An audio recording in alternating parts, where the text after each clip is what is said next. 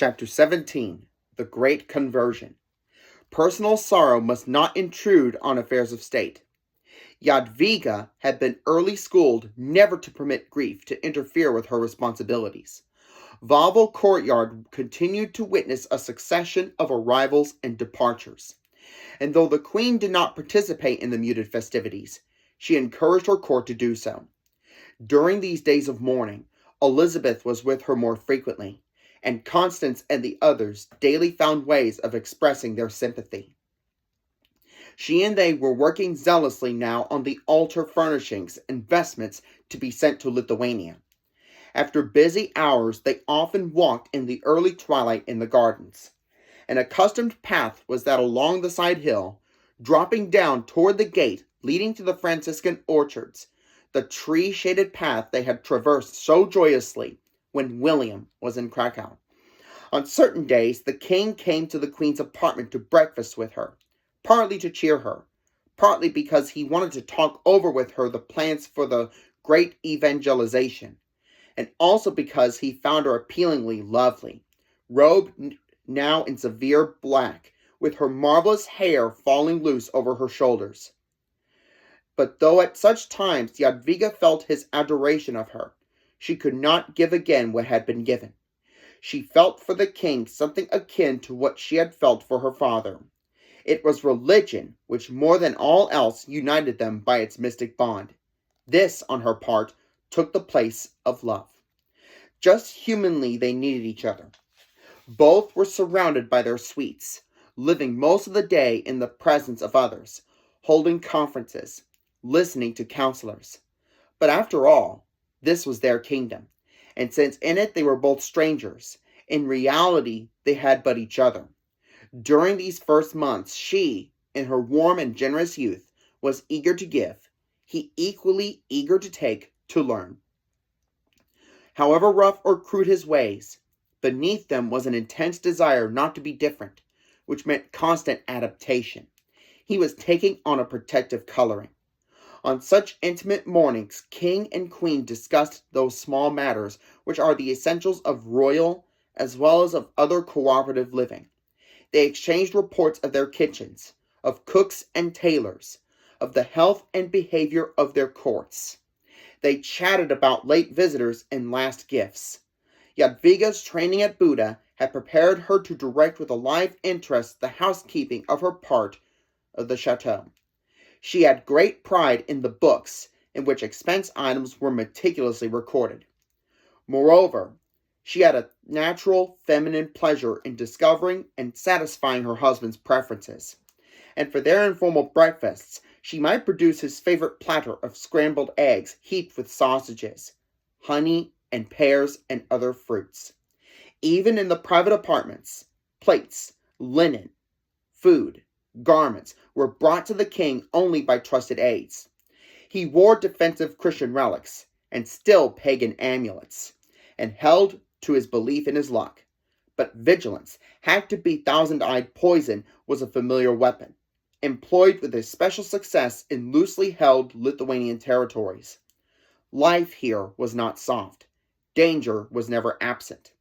In all conversations, Lithuania was uppermost. Jogailo had never before been away from his country for so long a time, and knowing existing rivalries, his mind was unquiet. Moreover, with each day, the zeal of the evangelist grew.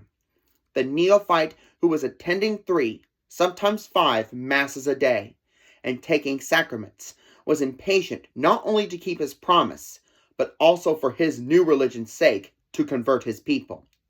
Jogailo wanted his young wife, who had tried to recreate Hungary before his eyes, to see Lithuania. He pictured to her the country, as it appeared from some high viewpoint, a land of wooded slopes and sky-blue lakes, of fertile meadows where great herds grazed, sandy river plains, and amber-sown coastal margins. It was patterned by fields of flax and dotted by brown villages in which women wore clothes partly like the men's and shared their labor. He matched her Danube with his Niemen, the brilliancy of her southern skies with the serenity of his paler northern heavens. the Hungarian forests with Lithuania's incredible, myth-peopled regions of conifers and oaks, whose interlocking branches often formed giant roofs that shut out sun and rain. There ranged droves of roaring bison, pride of the Lithuanian world, mighty antlered elk, and gleaming tusked boar. He had long worn a belt of the skin of a bison he had killed, as a talisman against sword and fire. These uncharted forests were home to him. With his own axe, he had helped his men cut a cautious way through ever-recurring curtains of convolvulus and ivy. Orange sunnier birch and alder thickets had torn an opening through knotted hop vine barriers. The forests had the gentler aspect, too, of wild orchard and garden, for one gathered there apples and pears, berries, mushrooms, and a myriad lilies and herbs. Among them, the spicy rue that all brides wore. Bees swarmed in hollow tree trunks, and there was a wealth of smaller game in the brush, and of fish in the waters. Larks and nightingales of the popular grayish-brown cuckoo, and a host of smaller birds so filled the air with song that the Order, when it set its first fortress inside a violated Lithuanian frontier, had called it Vogelsang. Such accounts were fascinating. There were moments when, as they considered the immensities of nature, both king and queen saw their fate as in some mysterious way part of the whole elemental scheme. Especially in the mind of the king, so long a pantheist, such suggestion was vivid. What unseen powers had moved him down from his rivers and forests, and this beautiful young girl up from her own Hungarian plain to unite them thus at Krakow? While they waited for ice bridges to form across the trackless marshes, Queen Jadwiga was increasingly occupied with pious works. She went often down into the city to visit the churches and convents and hospitals she was developing there. Recently, she and the king had gone together to review one of the capital's favorite festivals, that of the Guild of Raftsmen. They watched from the Hotel de Ville in the marketplace, well pleased with the temper of the crowd. During an earlier hour, they had seen many lines of straw-bedded wagons of peasants rattling into the city, had admired the black and white sheepskin coats and caps of the men, and the brilliantly woven shawls and kerchiefs and full skirts of the women, many of whom were on foot. Pride of land and family spoke in these costumes. Flowers of the fields and leaves of the forest mingled with patriotic and religious symbols in their flamboyant designs. Now all were crowding as near as possible to the fun maker, a man who, in the quaint disguise of a Tatar, carried the wooden figure of a horse in trappings, tied to his waist, and stalked clumsily about among them, imitating a horseman, and dealing jocular blows with a mace that ended in a cloth knob. Each blow won a laugh or a shout. During the merrymaking, many persons came to offer sheaves of flowers and other gifts of field or loom to their queen. The hearts of the people went out to her. In her somber black, they adored her. After the festival, she and Jogaila visited the early Gothic church of St. Mary, beside the marketplace, stopping outside to watch the pigeons fluttering between the cathedral and the lovely little shrine of St. Barbara nearby.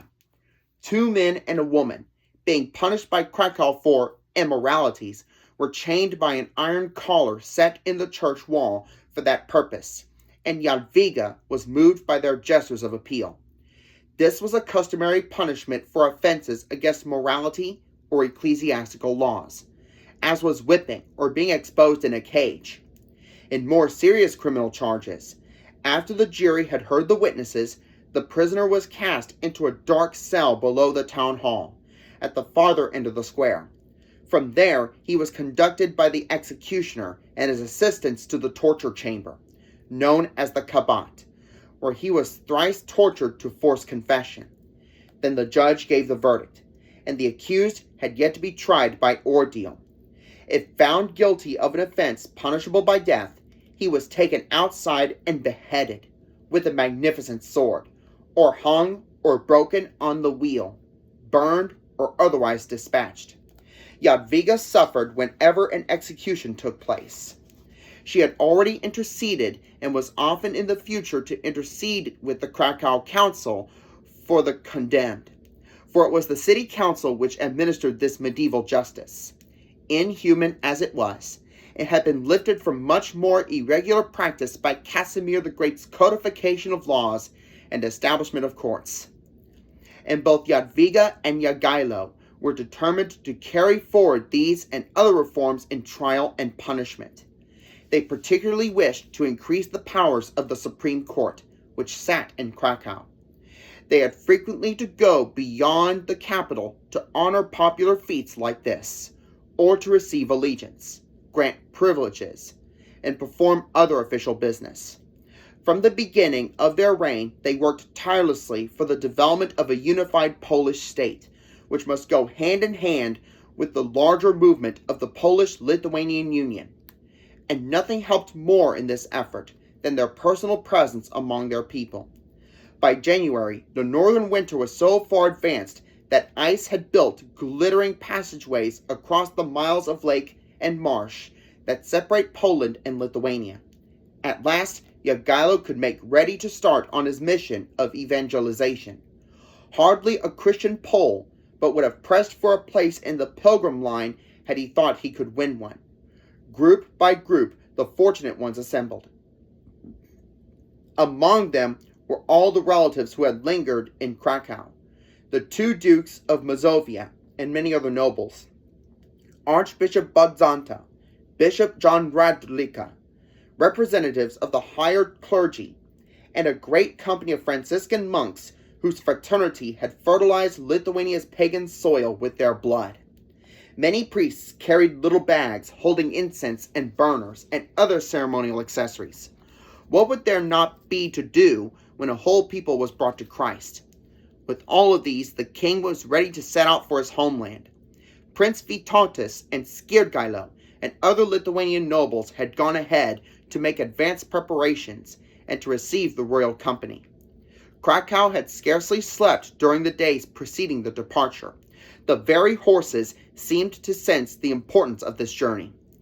Queen Jadwiga and her women, having finished last stitches, saw with immense satisfaction their cloths added to the chalices and bowls and crosses, the pictures and other treasure destined for the churches still to be founded. As with crucifix and banner and chant, the holy cavalcade got underway. On the Sandomir-Lublin road, the queen, watching and waving, tasted the sweet fruit of sacrifice. In Poland's varied and brilliant history, there is no greater moment than this, in which it sent the consecrating cross to Lithuania. Men saw a singular spectacle on the plain and the low hills beside the Vilia River during this famous winter of 1387. On Sunday, February 17th, the procession, led by Jogailo, wound up the icy, slippery path of the hill on whose summit rose the image of the red-eyed fire god, Perkinus, and where on an altar burned the perpetual fire. The crowd, scarcely breathing, waited. Would not a bolt from heaven strike dead these profaners of this place of the gods? But no thunder sounded, no bolt flashed. The zealots fell to work. Some monks seized axes, and under their blows the wooden image of the fire god was smashed to bits. Others from vases poured streams of water over the fire guarded through generations. And as incense rose in clouds through the crystalline branches, where the false god had stood, a cross was planted. The king and the mitred bishops and the brown-robed Franciscan brothers, and as many as could press about them, overcome with emotion, knelt in the snow, and a mighty Te Deum rose to the skies. From the hill they descended to the sacred wood, and again the people watched fearfully, breathlessly. Would there not now be a sign? And the gods of the oaks and the serpents issue forth to annihilate all?